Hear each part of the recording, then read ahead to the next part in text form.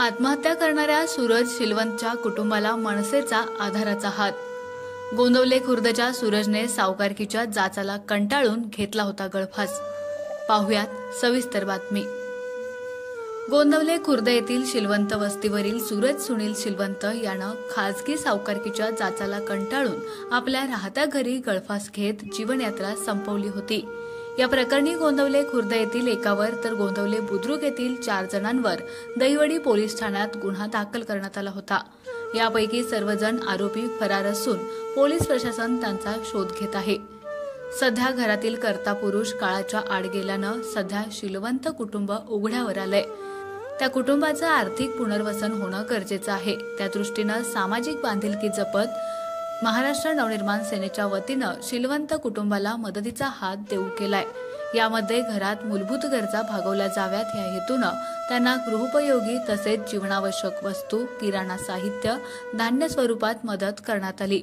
यावेळी मनसेचे सातारा जिल्हाध्यक्ष धैर्यशील पाटील, विद्यार्थी सेनेचे जिल्हाध्यक्ष सागर कट्टे, नानासो कट्टे, लखन पाटोळे, निलेश सोनवणे, रोहित जाधव, शुभम रणपिसे, रोहित रणपिसे, धनराज जाधव, स्वप्नील पारसे, वैभव रणपिसे, गणेश अवघडे, सुमित जाधव, गणेश अवघडे, अनिकेत बनसोडे, पंकज चव्हाण, गणेश चव्हाण, साहिल रणपिसे, प्रीतम माने, वैभव रणपिसे, शेखर माने, चैतन्य माने यांच्यासह मनसैनिक उपस्थित होते। या प्रकरणी दोषी आणि सूरजच्या मृत्यूला कारणीभूत असलेल्या सर्वांवर पोलिसांनी कठोर कारवाई करावी आणि त्यांना अटक करावी अशी मागणी यावेळी धैर्यशील पाटलांनी केली।